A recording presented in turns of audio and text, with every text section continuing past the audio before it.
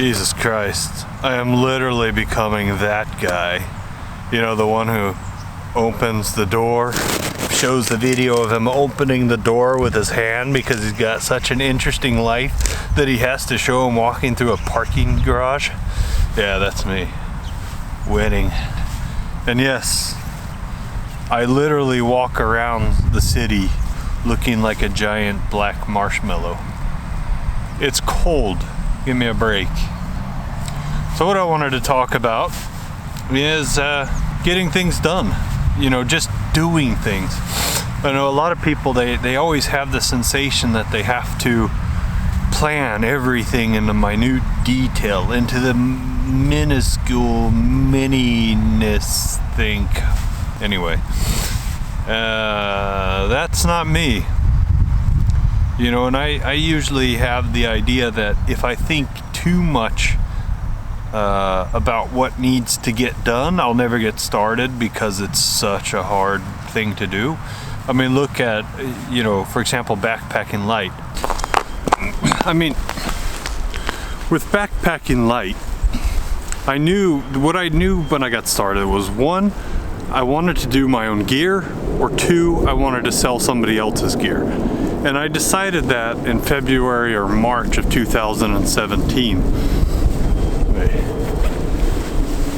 I don't need to look like a complete marshmallows for this video.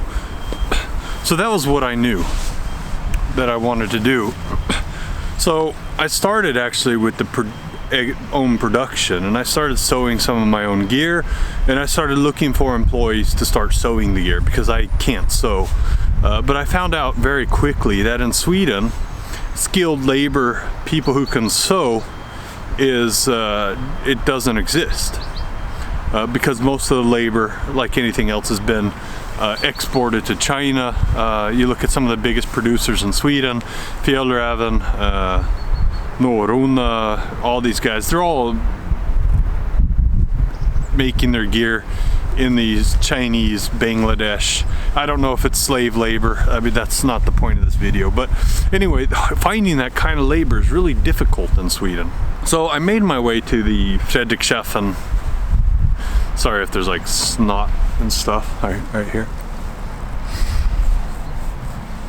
No, okay. Anyway, I made my way to Fredrikshafen 2017. That's the European outdoor show in Germany. Fredrikshafen, Germany. I think that's how it's pronounced. So I was there looking for producers, and I was there to kind of get in contact with different gear producers, and I would make my decision after that. And what I realized is after that was basically I would have to produce in China if I wanted to produce. And I didn't really want to do that, not yet anyway. You know, there's a lot of cheap Chinese production and so on, and I thought that I would just wait on that aspect. But what I did decide is that I would start my own gear shop. And I had different reasons for wanting to start my own gear. One of them is I have one of the most read and followed blogs on the internet with regards to lightweight hiking. So I thought that I might be able to do something with that. And I also realized, you know, an aspect of me is that I'm absolutely horrible at PR. And what I mean by that is that there's people here in Sweden that might have 2,000-3,000 followers on Instagram, and they're getting paid to do reviews, and they're getting paid to show pictures of themselves playing around with backpacks and so on. And that's kind of when I realized that I'm absolutely horrible at PR. Because even if I have such a followed blog, I've never received any money for actually doing a review. So I kind of figured that, and maybe it's just because of my introvert ways, I don't take the initiative in a lot of ways. I'm not the guy who wants to be in the center of attention.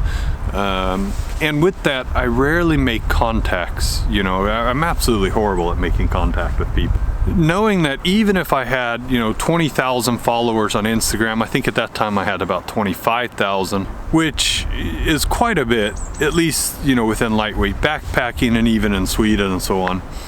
And I literally couldn't get anybody to send me a backpack. So that was when I started thinking like, man, you know, I've got this many people. I've got a blog that's got thousands of followers, thousands of weekly people following and checking it out and so on.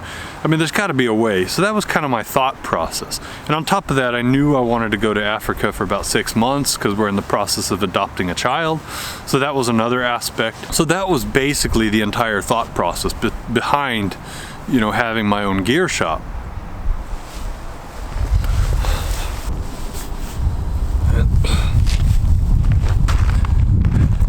Yeah.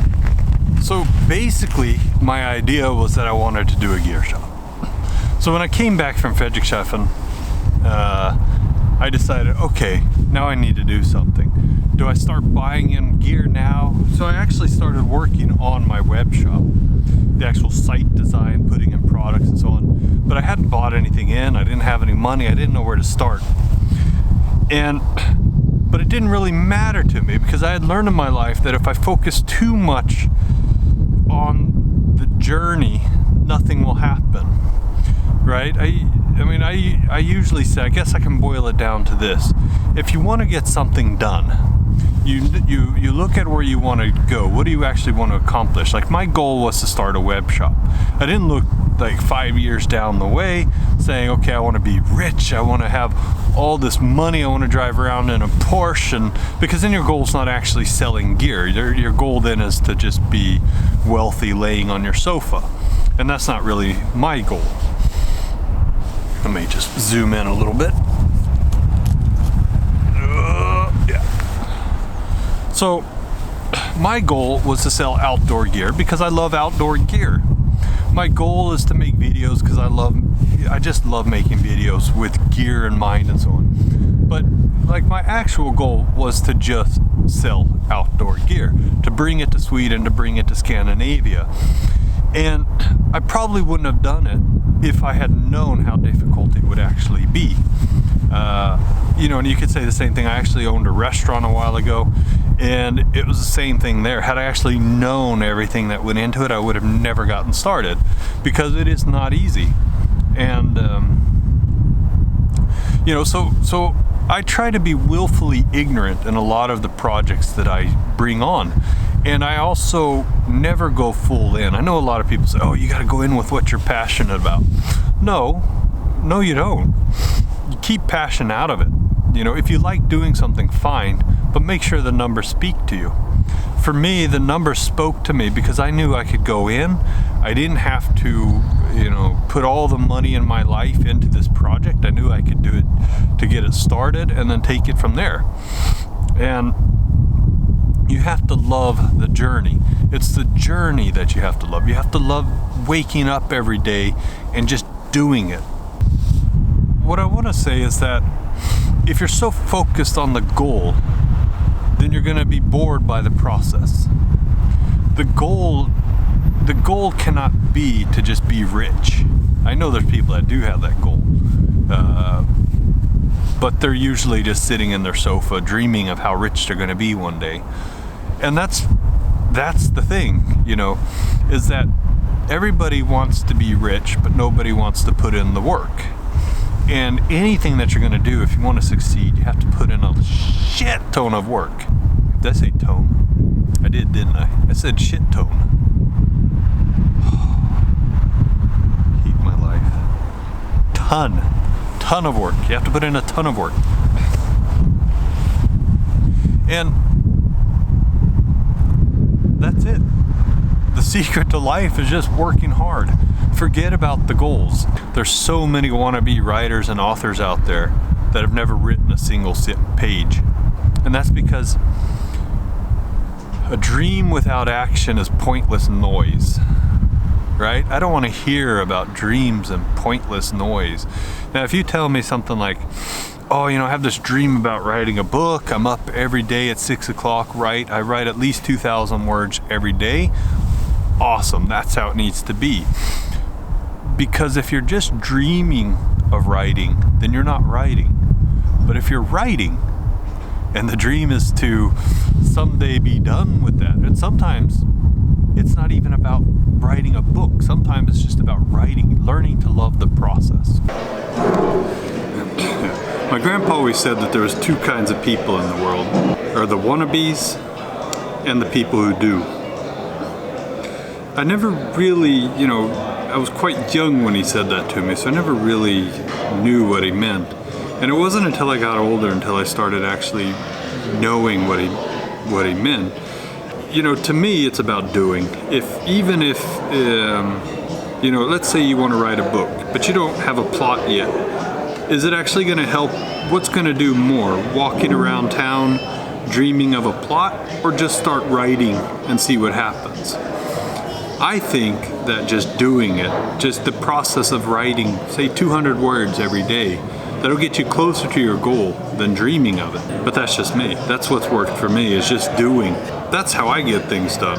I ignore the goal, or I ignore the entire process. I don't try getting every single thing in detail along the way. I just focus on the goal and the first step. The first step for Backpacking Light, for example, it was waking up, starting the web shop, and contacting the retailers. That was the first step. Everything after that has just been the next step along my goal of having a successful web shop. Had I known everything from the beginning, had I tried to get every single detail from the very first day, it would have never worked.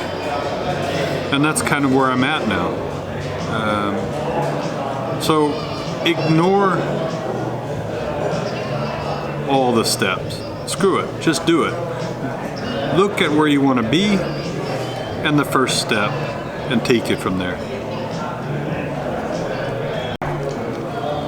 And they're honestly like, here, I'm talking to you while eating my lunch here.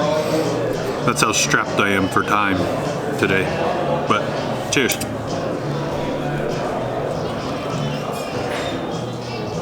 The size of this place. This is I don't actually know what it's called. It's like the orangutan or some shit like that here in central Umeå. And this used to be, when I moved to Sweden, this building used to be like well, it's where I learned Swedish. It was the SFI house, the Swedish for immigrants. And they also had like one of these alcohol shops here as well. But now look at this place.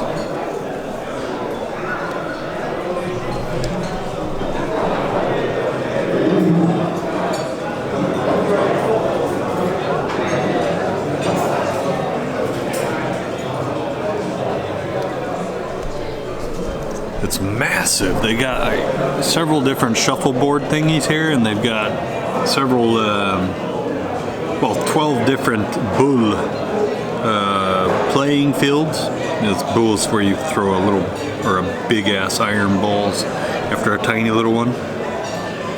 I've never been in here. Last night was the first time, so I just kind of wanted to come back and see how lunches were. Good stuff.